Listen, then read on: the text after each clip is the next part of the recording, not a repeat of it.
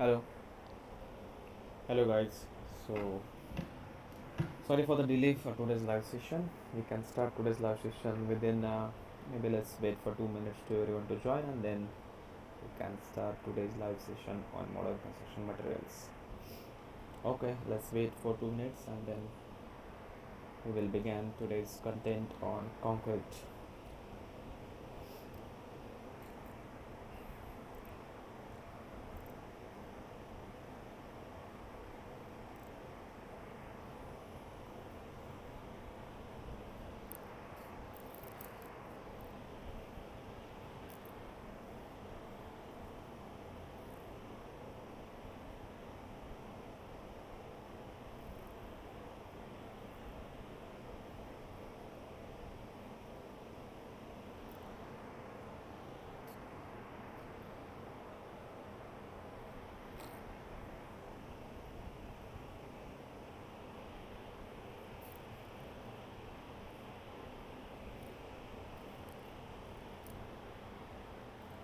Okay, let's start today's live session.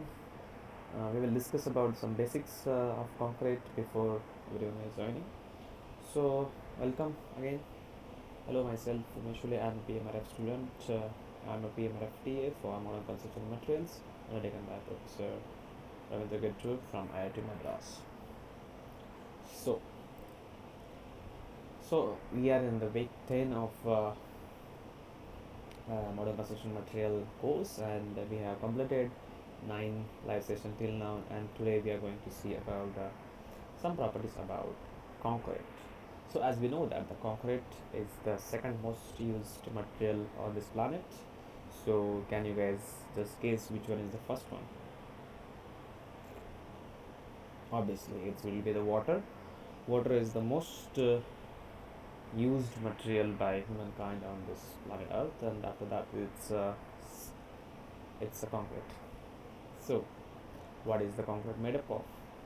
Uh, As you can see it here, the concrete is uh, simply made up from some of the raw materials like aggregate, coarse aggregate, water, fine aggregate, and cement. And nowadays we will use admixtures which will improve its property chemically, and some of the air entering agents also, some of the air is also there in the concrete. So this is the typical ingredients of the concrete, and you may be surprised that the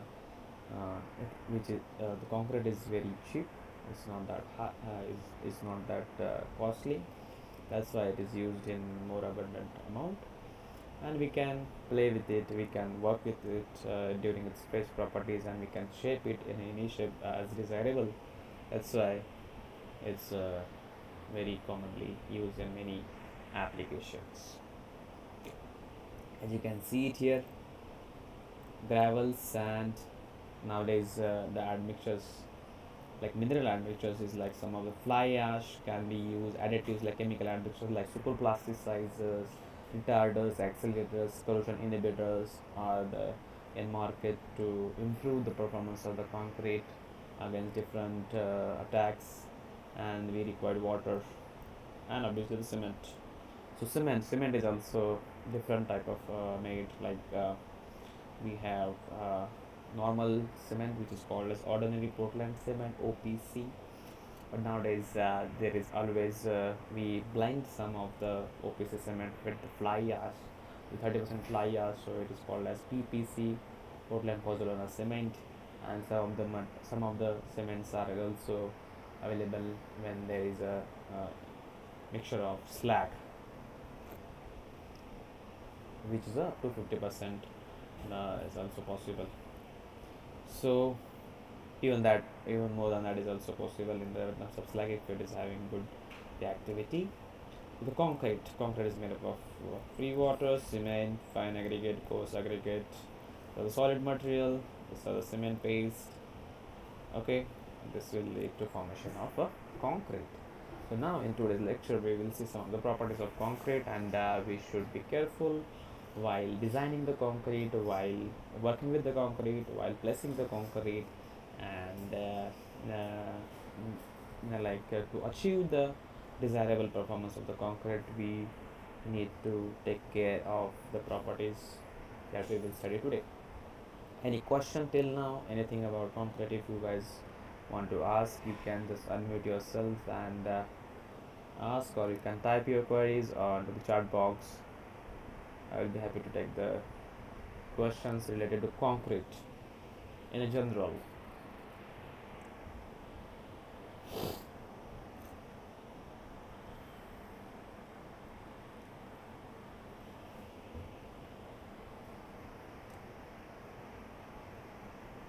Okay, no questions.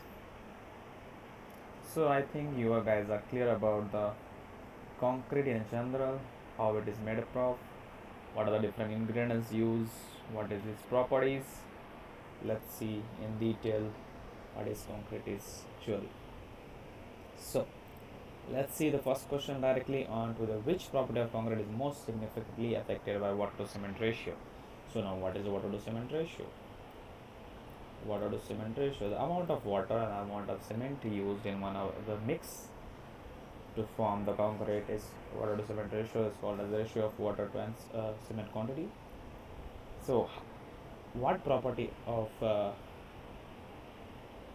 concrete is influenced by water to cement ratio?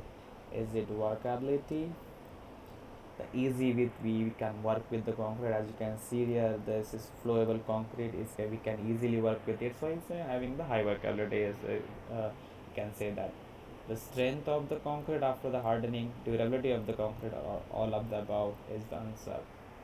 So let's wait for everyone to guess the answer and then we move forward.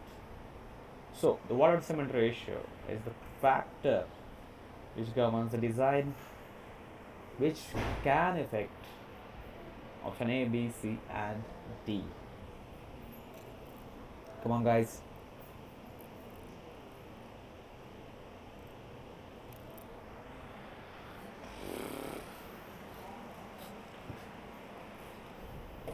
कोई join ही नहीं हो रहा है.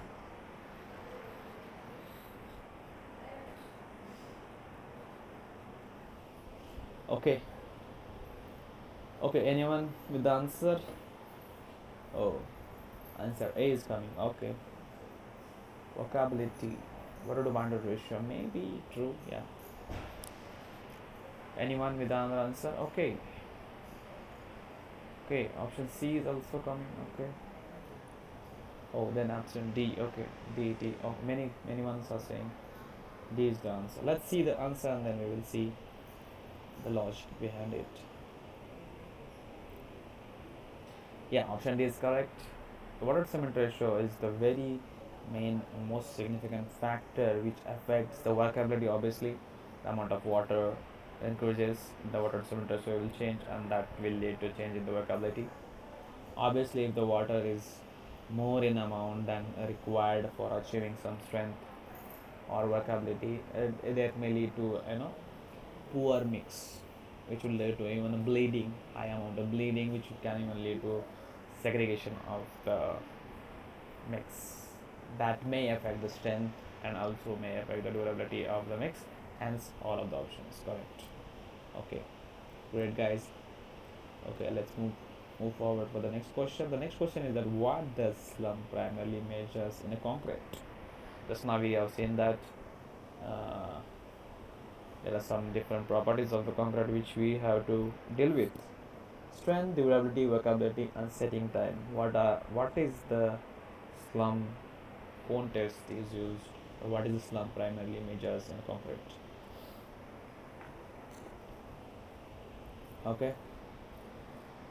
Okay, I think it's easy questions. Okay, everyone is saying what? C, workability. Okay. Oh, some people are also saying D, setting time. No, maybe correct. Let's see the answer. So option C is correct. Workability is the property of the concrete. The easy with which we can work with the concrete is measured by slump cone test, and it is measured as a slump. Right? That's what is a slump.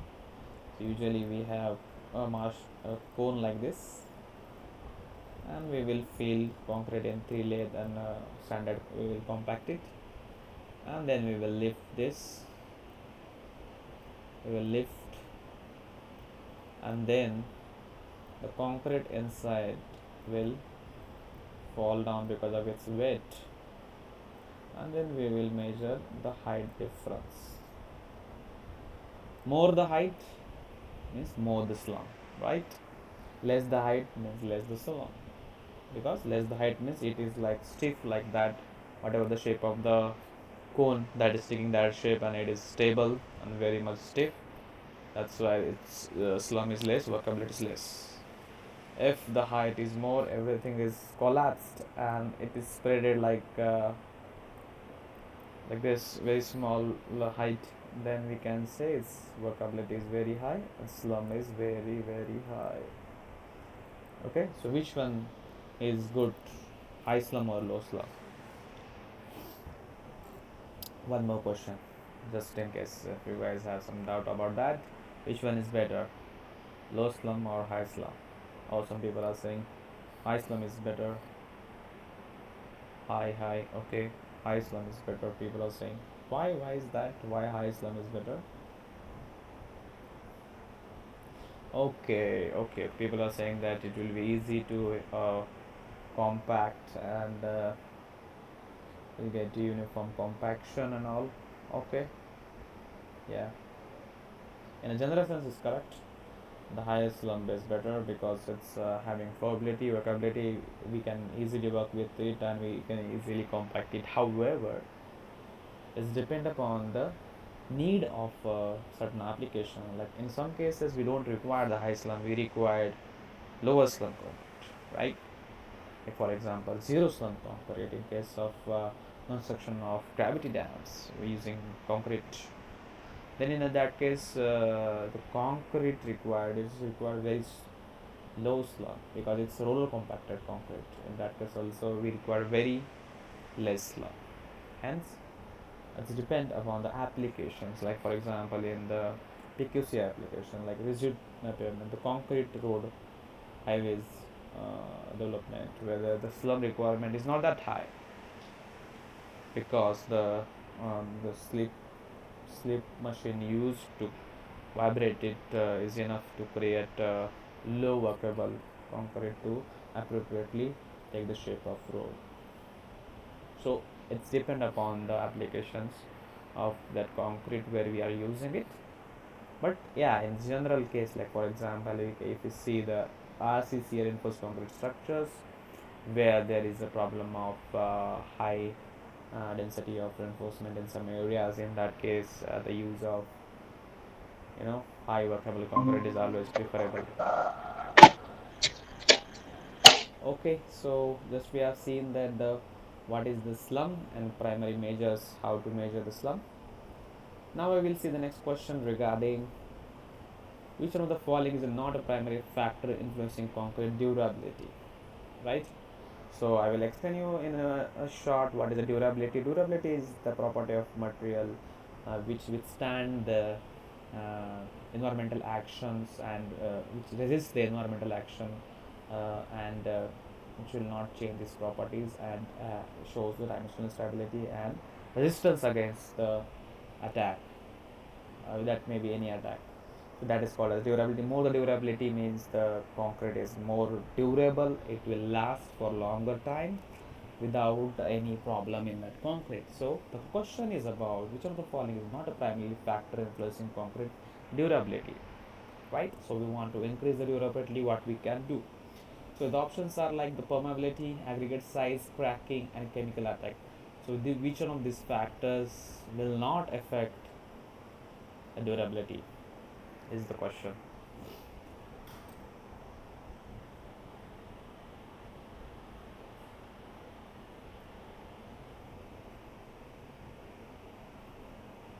Yes, you can type in the chat box also if you have answer in mind, like which one of this factor will not affect the durability of concrete.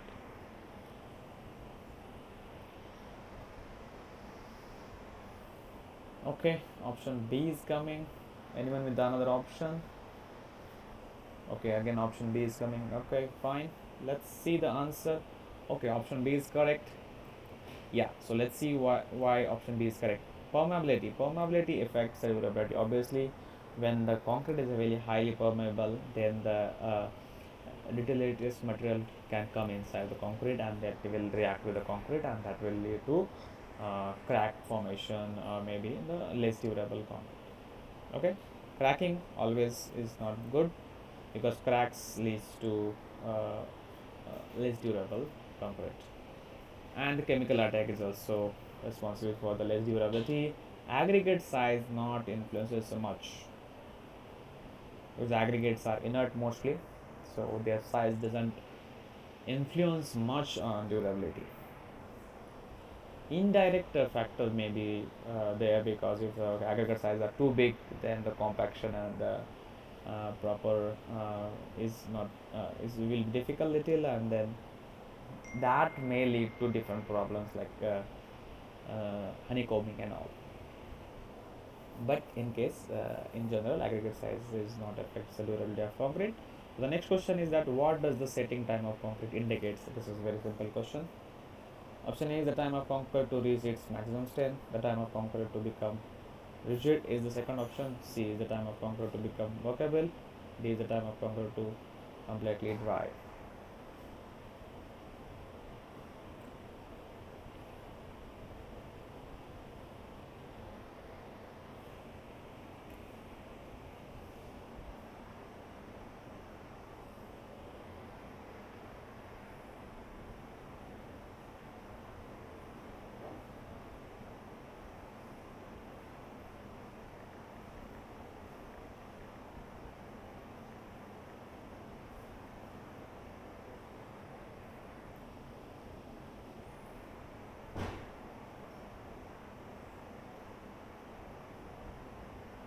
Okay, option B is coming. Anyone with the answer? Okay, option B. Okay, let's see the answer. Option B is correct. The time of concrete to become its rigid is the called as the setting time of concrete. Can you guys tell me like what is the typical setting time of concrete? And maybe you can say about the final setting time also.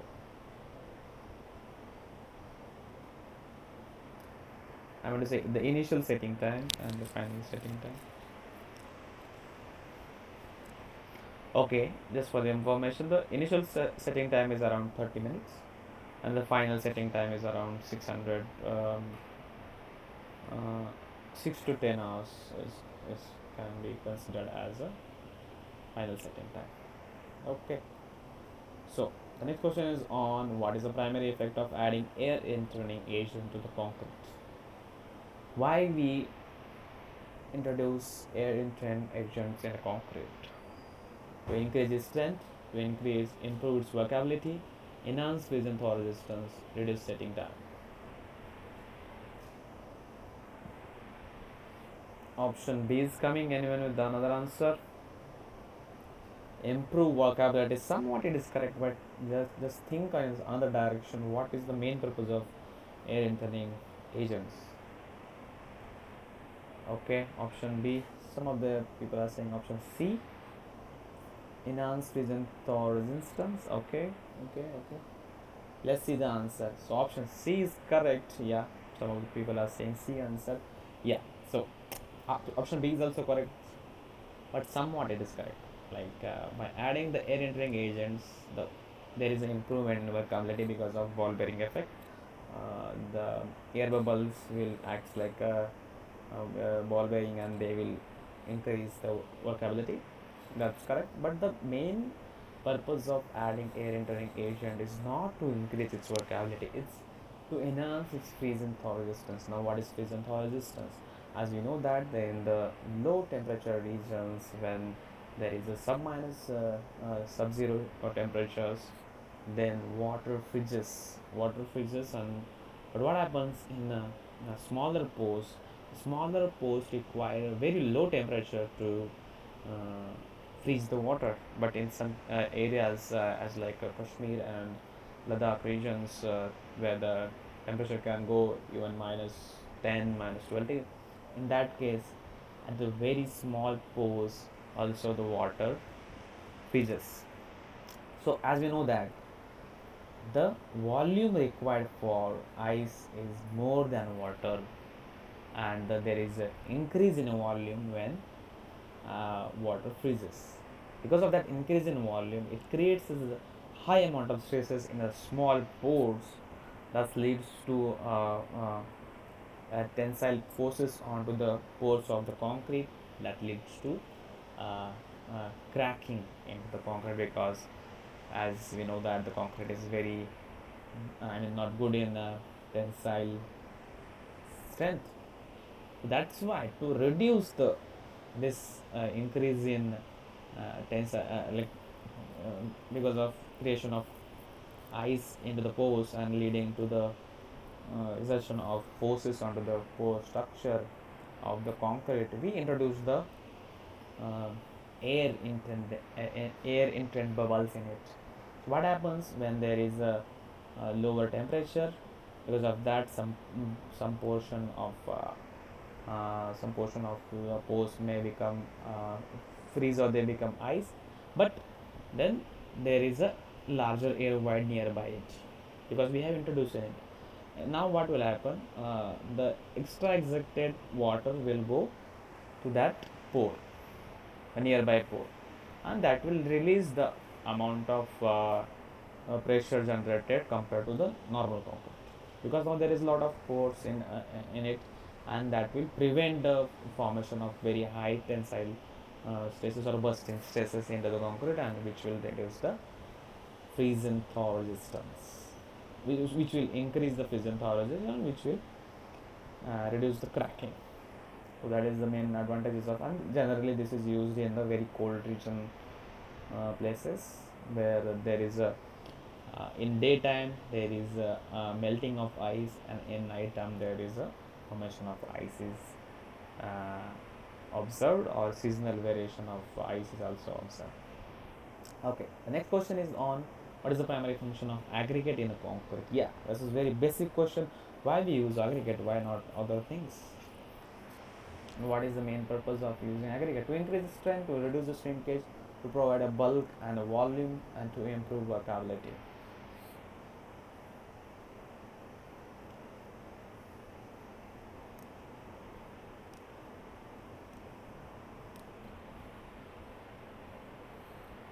Okay, option C is coming to provide bulk and volume. What about increasing strength and to reduce the shrinkage? Anyone with another answer? Okay, option C is coming. Okay, let's see the answer. Option C is correct. Yeah, to provide a bulk and the volume. Obviously, we know that the most expensive part of the concrete is cement itself. Other things are cheaper, like water, aggregate. So just to provide the bulk, like volume, to fill the space, we require something that, which is the aggregate is very good choice, and they are cheaper, and they don't react with the cement, because we don't want something which will react with the cement and which will create a problem in later stages. So that's why. However, in some cases we can say the aggregate is also helpful in reducing shrinkage. Yeah, but the main purpose is to provide bulk and volume, and then you can say that to reduce shrinkage and to increase the strength also somewhat is correct. Yeah, but yeah, somewhat correct, not exactly.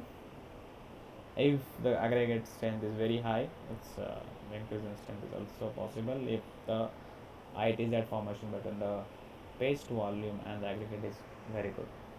Okay, so that's why it's not exactly the answer. So C answer is correct. Very good. Let's see the next question. What is the purpose of adding pozzolans like fly ash silica fumes to the concrete? A. To increase the setting time, to improve workability, to enhance durability and strength, to reduce the cost.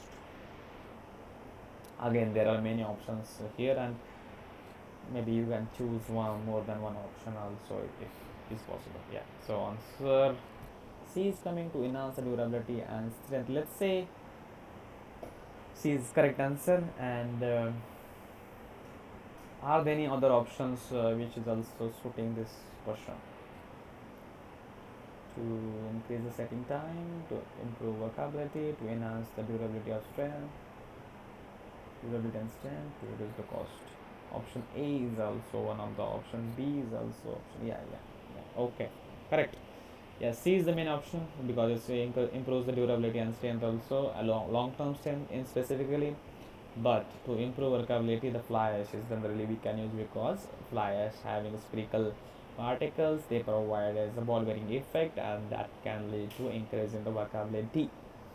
uh, yes, and to reduce the cost is also possible because cement is a costly material, and we are replacing with some of the cement with the fly ash, which is cheaper and which is the waste product from the coal power plants.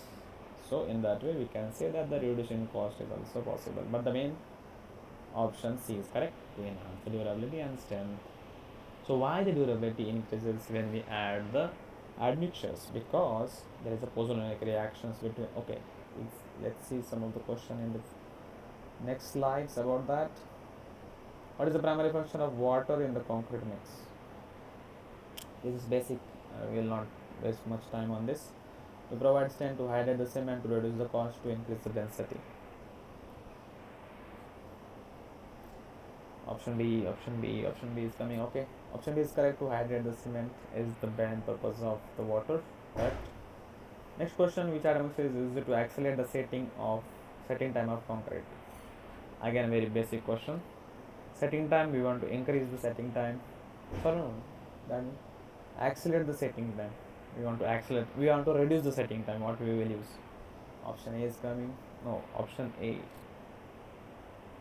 We want to reduce the setting time. Anyone with the option A, B? Okay, let's see the answer. Option C is correct.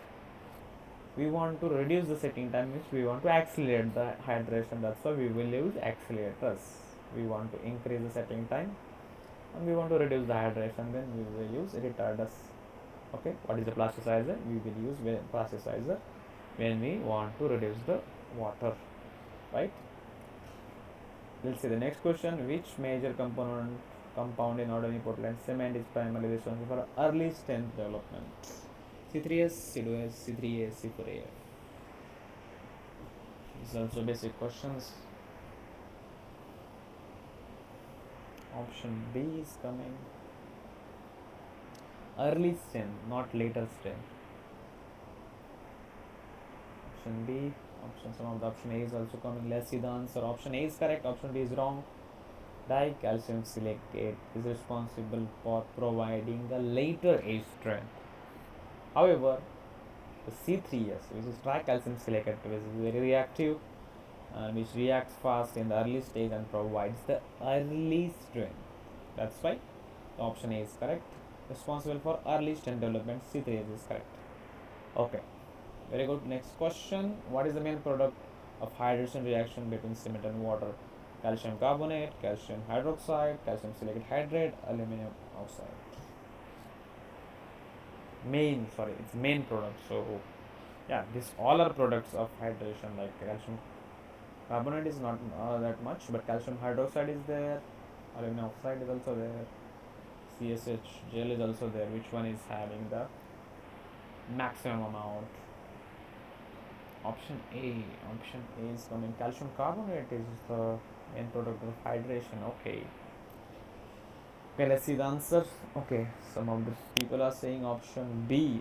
Okay, some of the people are saying option C also. Okay, let's see the answer. Option C is correct. Calcium silicate hydrate is the main product of hydration of the cement. As we know that there is a formation of there is a reaction of box compound like C3S, C2S, C4AF and calcium hydroxide together to form CSH structure, which is the main hydrated products. However, in the process there is a formation of calcium hydroxide also, and that is also uh, products. But the main products is the CSH, which provides the strength, and CSH is the answer. Which product of cement hydration is responsible for the alkalinity of concrete pole solution, thus protecting the reinforcement seal? This is the question where the product is responsible for alkalinity of the pole solution and also protect the reinforcement steel from corrosion forms the passive film on the reinforcement, which is that compound calcium carbonate, calcium hydroxide, calcium silicate hydrate, ettringite.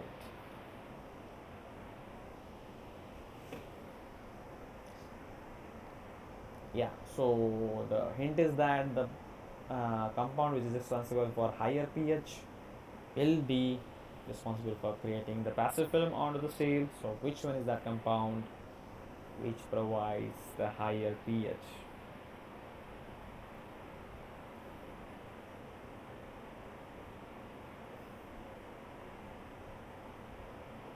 Anyone? Okay, option A is coming. No, why option A is coming? Okay, option B. Okay, option B is also coming. Let's see the answer. Option B is correct. Calcium hydroxide is the one of the compound which provides the high alkalinity, which is responsible for formation of passive film on the steel, which protects the steel from further corrosion. That's very good. Next question: what is the chemical reaction causes the concrete carbonation? Now this is the uh, durability problems we face in the concrete, reinforced concrete specifically. So what is the chemical reaction causes carbonation of concrete? Hydration of cement, reaction of calcium hydroxide with the atmospheric carbon dioxide, formation of ettringite, oxidation of iron in the concrete mix. So what is the carbonation? That is the question.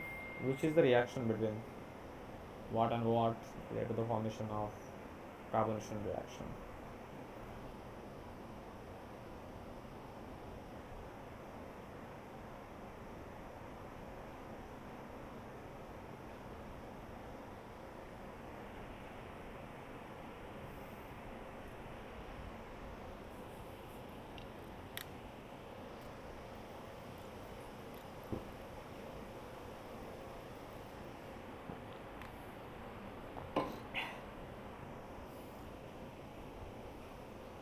Okay, let's see the answer.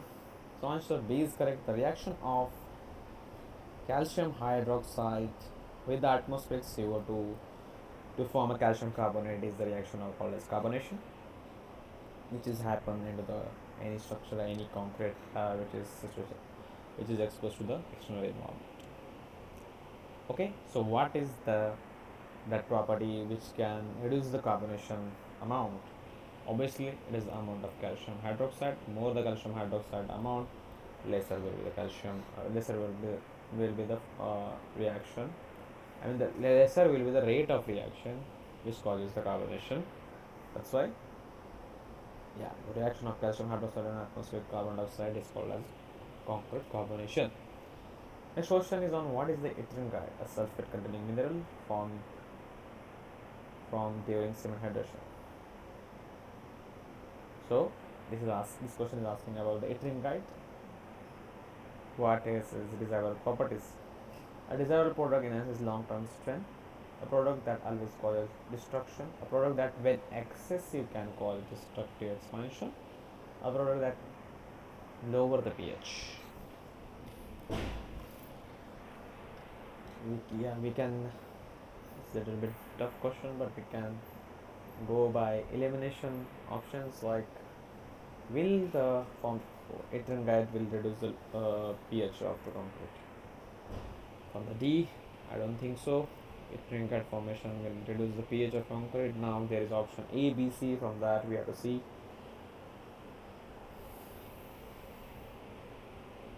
Long-term strength, will it will improve the long-term strength?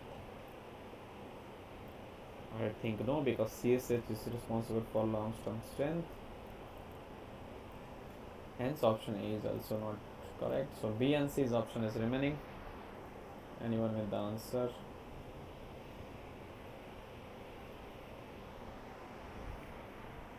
Okay, let's see the answer. Option C is correct. A product that when excessive, the ettringite when happens in excess. Okay, correct. Okay, option C is also coming from the chat box.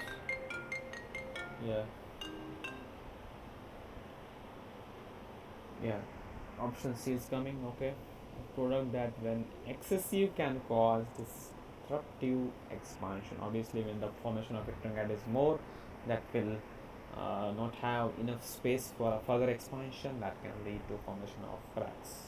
also, and disruptive expansion will happen, leads to cracking, which is not good. Yeah, but in the controlled fashion, the iteration guide is good because it's defines the pore structure. Okay, so what are the primary chemical elements that makes up the cement? Yeah, so we want to like what is actually cement is made up of what are that elements usually there in the cement: carbon, hydrogen, oxygen, silicon, aluminum, iron, calcium, nitrogen, sulfur, phosphorus, potassium, magnesium, and sodium. So the question is about the maximum amount of element present into the cement. So don't go for the smaller amount of elements.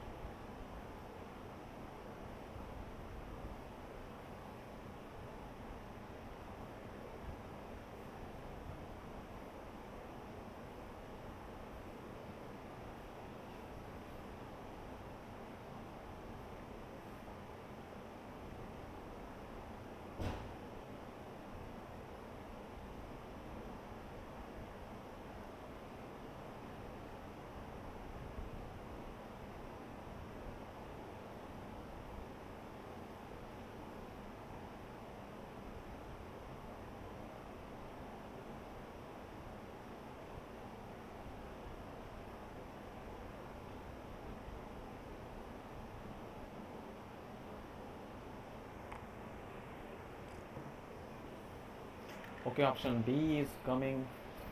Option B. Okay, let's see the answer. Yeah, option B is correct. The cement is made up of silicon, aluminum, iron, and calcium in the more amount of elements. Right. The silicon is coming from silica, calcium is coming from lime. Correct. And iron and aluminum is also present. Alumina is also source of aluminum. Yeah, correct. So what is the primary effect of pozzolanic reaction on microstructure of concrete? Just we now see that the pozzolanic reaction happen when we add mineral admixtures like fly or slag. So what is the that property primarily affect the pozzolanic reactions of microstructure of concrete? Increases porosity, refine of pore structure, formation of large crystal, decrease in the CSO gel formation. Yeah, so what will happen when there is an effect of pozzolanic reaction on a microstructure of concrete?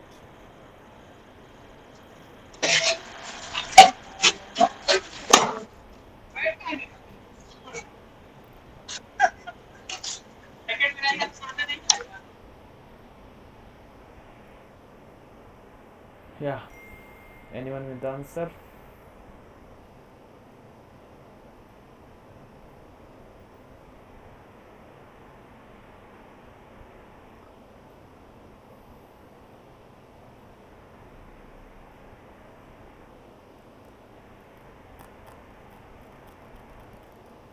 Simple question like pozzolanic reaction, the addition of admixtures like mineral admixtures like fly ash, like what they will do to manufacture of concrete?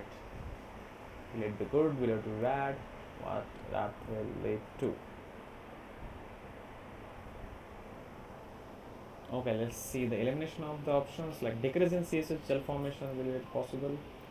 Obviously not. Formation of mineral admixture is good because they have reactive silica, which again reacted with the calcium hydroxide from the hydration reactions, and then they form the extra CSH gel. So, which means that this option is wrong. Formation of large crystal is not correct. Increase in porosity, obviously not, because now there is a more formation of CSS structure which is dense in nature. Hence, refinement of pore structure is the correct answer. Okay, so hence P is the correct answer. Okay, B option is also coming from the participants. Yeah, so refinement of pore structure is the property by which photonic reactions gives to microstructure of concrete. That's why the addition of mineral admixture is beneficial in terms of increasing strength and durability and also reduction in the cost. And also it is a sustainable solution because which reduces the CO2 footprint produced by cement production. Okay, the next question is on which mineral admixture is known for its ability to significantly reduce the permeability of a concrete. So here everyone is having like some water properties of mineral admixtures like fly ash, GGBS and silica fume. All of them are mineral admixtures, but which one of them significantly reduces the permeability of concrete or enhance the durability of concrete? So yeah, so obviously the D option is not there. Lime powder is not that much reactive. I can't say it as the mineral admixture. No. D is not an option. Lime powder will not react much because they don't have reactivity by their own compared to fly ash, DGBS or silica fume. So which ABC is the option from that? Which one will be more reactive and which will form the dense microstructure, very poor refinement of the microstructure, and which will reduce the permeability of the concrete, or which will give the very high strength concrete in general? Okay, let's see the answer. The answer C is correct. Silica fume. So silica fume is another level admixture which is having very high reactive amount of silica, which is more than 90% of silica is reactive very highly, and which reacts and very forms the CSS structures and leads to enhance in a drastic significant enhance in the strain and also leads to reduction in the permeability. Hence, it is recommended to use for the very special bridges or very long span bridges where the requirement of strength is very high and also the durability is very high.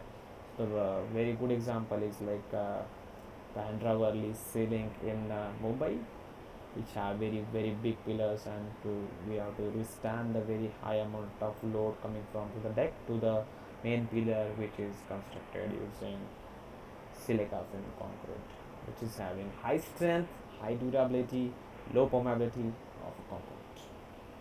Okay, great. Let's go to the next question. Which mineral admixture helps in mitigating alkali silica reaction ASR in a concrete? Limestone powder, metakaolin, GGBS, fly ash, only coarse aggregate. Do you guys know what is alkali silica reaction? What is the reaction with alkalis and aggregate? And that will lead to cracking into the concrete.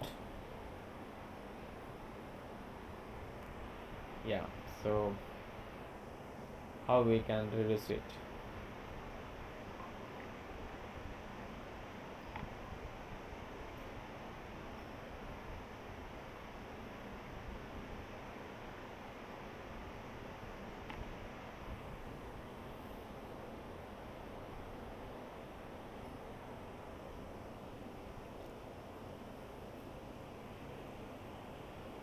Any let's eliminate the options. Option D is not there because aggregates are there. Only coarse aggregate doesn't influence as much on the ASR.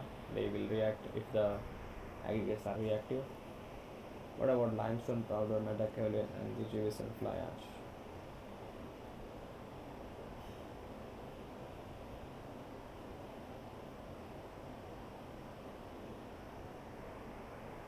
Okay, let's see the answer. Option C is correct. GGBS and fly ash is the mineral admixture generally have the capability to bind the alkalis in their compounds and reduce the amount of alkalis into the post solution, which is responsible for ASR reactions. In that way, the GGBS and fly ash is better alternative to reduce the ASR.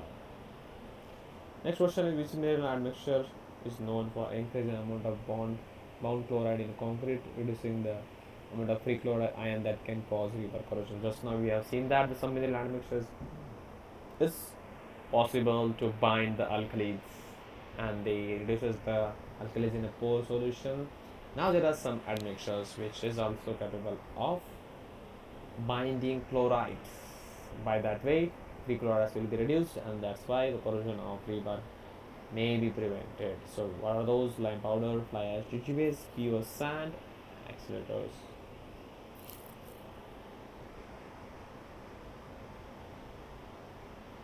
Again, it's the same question. Like some admixtures have ability to bind the chlorides. Let's see the answer. Option B is correct. Fly ash and jujubes is the responsible for binding the chlorides. They bind the chlorides, free chlorides available in the poor solution in their compounds, and there will be less poor chlorides available for corrosion to happen. Hence, the corrosion of rebar is lower down if we use fly ash or slag. Provided there is enough amount of curing is provided and ultimate strength is achieved in the fly ash and jujubes, as because we know that they are slow reactive. The fly ash required a longer time of curing. However, GGBS is also in some way in the initial stages. It also requires prolonged curing to show this enhanced property of chloride binding. Okay, so the next question is that what is the effect of increase in CSH gel formation from photonic reactions?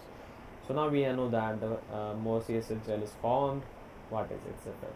Increase in permeability, reduction in long-term strength, reduction in permeability and increase in long-term strength, increase in carbonation.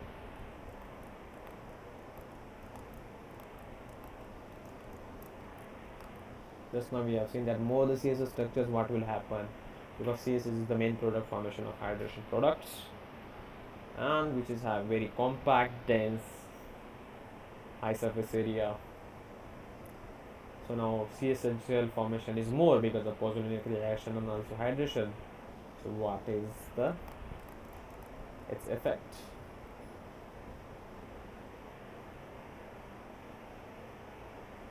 Anyone with the answer?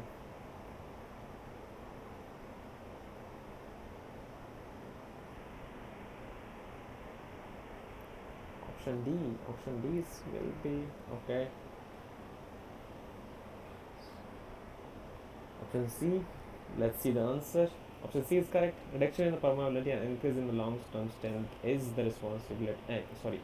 Is the effect of formation of CSF gel. More the CSF gel formation leads to reduction in permeability, increase in long-term strength, and also which can lead to increase in its durability properties. However, more the CSS gel formation will reduce the amount of calcium hydroxide, which could encourage the carbonation. So C and D can also be the answer, but we will go mostly with the C because that is the primary effect, and the secondary effect is the increase in carbonation can be the secondary answer. Okay, what is the benefit of the adding methacholine to the concrete mixes? Now, methacholine is also the one type of admixtures, mineral admixtures. So what is its benefits? Decrease in water demand, increase early strength and reduce permeability, improve workability, reduce cost.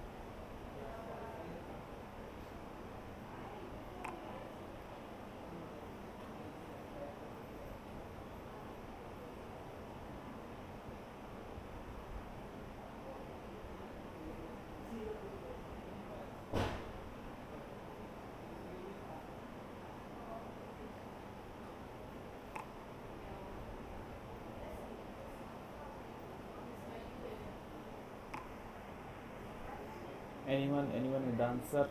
What is the benefit of adding metaclinin to the concrete mixes? Let's see the answer. So answer B is correct. Increase in early strength because metaclinin is very highly reactive compared to the fly ash, slag, and other mineral admixtures like even more than silica film. So that's why the early strength is higher, and the reduction permeability is also possible because it encourages the seashell formation. It should reduce the permeability and improves the durability also is correct. The next question is what is the primary factor that contributes to drying shrinkage in a concrete? What factor leads to drying shrinkage in the concrete? Chemical reaction during hydration, evaporation of water from the hydrated concrete, reaction with the atmospheric carbon dioxide, thermal expansion.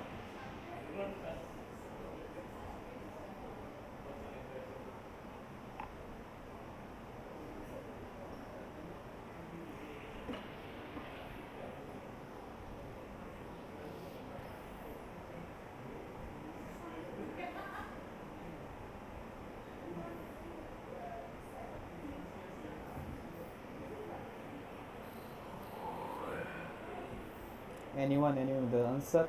It's easy, like drying shrinkage. What is the drying? Drying should be there, no? So what? Drying shrinkage of the concrete will only happen if there is drying.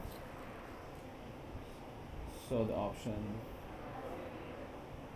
which one will chemical reaction during hydration will not responsible for the drying shrinkage. Thermal expansion is also not possible. And reaction with the atmosphere and carbon dioxide that is lead to carbonation shrinkage, not the drying shrinkage. Hence, the evaporation of water from the hydrated concrete will lead to primary factor contributes to drying shrinkage. Okay. So, what is the role of aggregate in controlling the shrinkage of concrete? Now, we know that the cement is having a property of shrinkage, that when the hydration happens, that leads to shrinkage of concrete because the hydration products are formed and that leads to shrinkage of the concrete. So now how the aggregate will prevent or control the shrinkage of concrete? They increases the shrinkage, they provide a restraint and reduce the shrinkage. They have no influence on shrinkage. Maybe true because they are just bulk and volume fill up material. We don't know what is their purpose in reducing the shrinkage of concrete. They increases the rate of evaporation. Yeah. So just assume that the aggregates are uniformly distributed in the concrete matrix. Now that creates some friction between them. So now that friction can lead to something.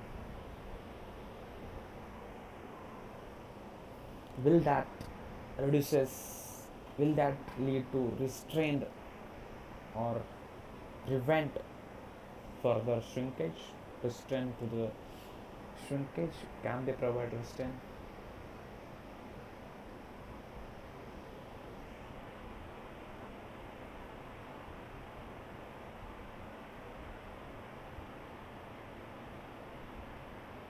Let's see the answer.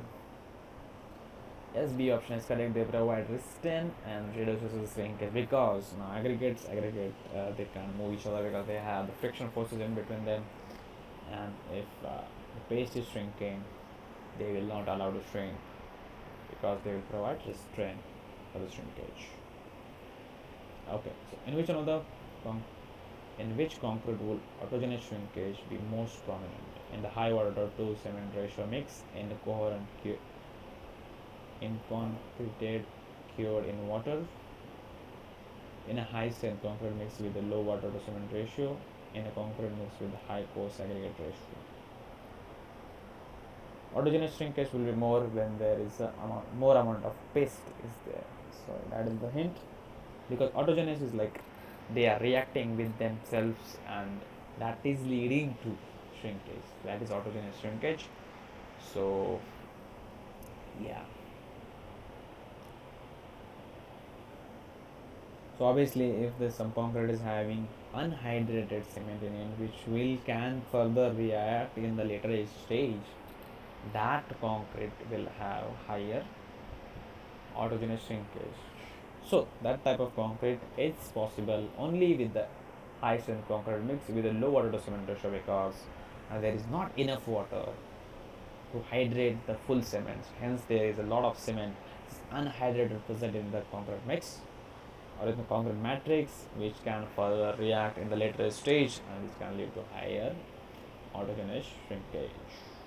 Okay, the next question is on which type of shrinkage occurs due to the loss of water from the freshly placed concrete before setting. Obviously, the first type of shrinkage we have seen in the previous slides. So what is that called? When there is evaporation of water from the top surface of the concrete in its fresh state, it's called as, oh sorry, what is the name? This will not is a B answer.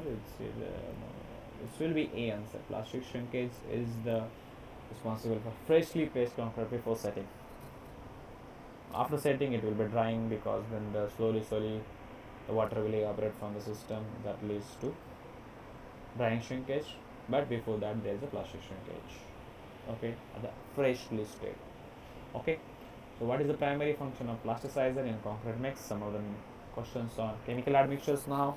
To increase the setting time, to reduce the water content and improve workability, to increase the air content, to prevent the sulfur attack. Let's see the elimination of the options. Sulfur attack is not deal with the plasticizer. To increase the air content, no, that is air internning agents, not super plasticizer or plasticizer.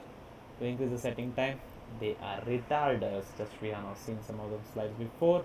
Hence, B option is correct. To reduce the water content and improve its workability of the concrete by using plasticizer. Okay, which admixture is used to delay the setting time of concrete, particularly in hot weather? Just now we said that we want to increase the setting time. Generally, we will use retarders, which will delay the hydration in early stage by using the basically organic compounds like sugar is one of the best retarder we can use, which will slower down the hydration reactions, and which is very good retarder. Okay, what is the effect of using viscosity modifying admixtures VMAs in the concrete? Why we nowadays there is a requirement of specialized admixtures like viscosity modifying admixtures is required. What is the purpose of their use? It accelerates the setting time, it improves the cohesiveness and reduces the segregation, it increases the air content, it reduces the water demand. Yeah, so let's take 1 minute. Very good questions. Try to solve.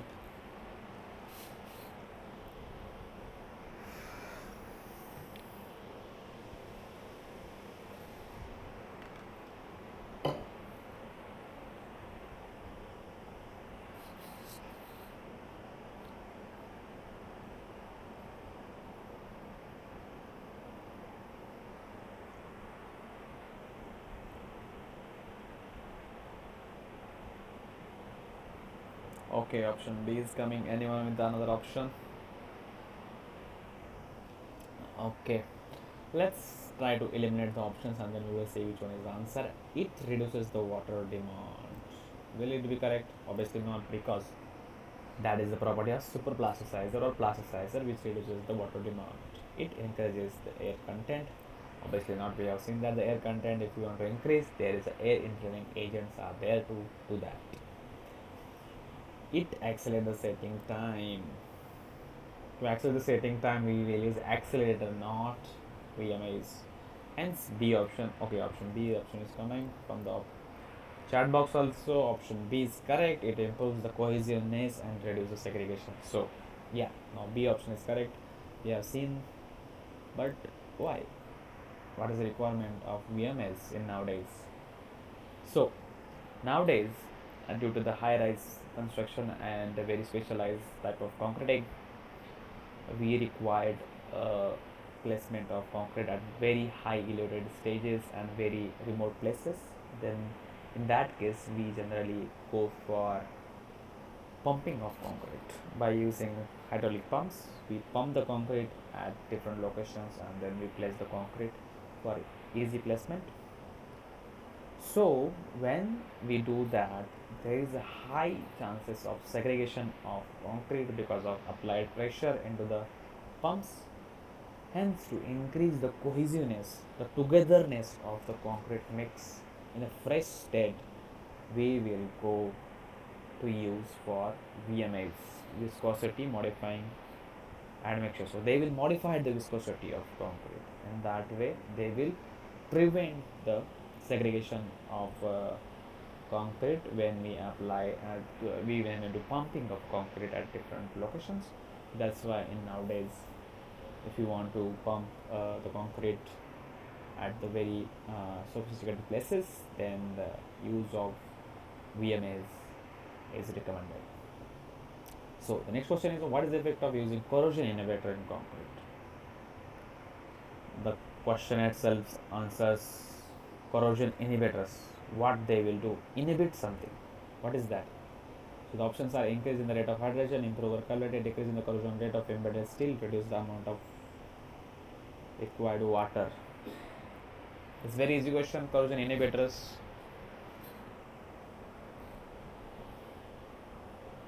Anyone the answer? Okay, option. Increase the rate of heat of hydration. No. Okay, option C. Option C is coming. Okay, let's see the answer. Option C is correct. Decrease in the corrosion rate of embedded steel is the correct option because the property of corrosion inhibitors is that to inhibit the corrosion. So by forming some of the layer or or to preventing the anodic and cathodic reactions by bipolar reaction. So there are different type of inhibitors available in the market which acts like bipolar in nature, polar in nature, or also they are simply some formation of barrier type of layer onto the reinforcement which prevents the corrosion of reinforcement. Those are the properties of inhibitors. Generally nowadays we are using this for specialized applications. Okay, that one for the today's content on the concrete and mineral admixtures and chemical admixtures in short. In next classes we will see in the detail about the other topics of concretes, specialized concretes, and yeah, that's for the today's class. If you have any question, you can contact me through this email IDs, or you can type your questions on NPTEL discussion forum. We are active there also. Okay, thank you all for joining, and we will meet next week, same timing, same place. Sorry for the delay for today's class. Yeah, so due to some technical issues, I was not able to join around 6 o'clock, so we started around 6:30, and yeah, it's completed. Thank you all for joining. So I will close the meeting if there are no any further questions.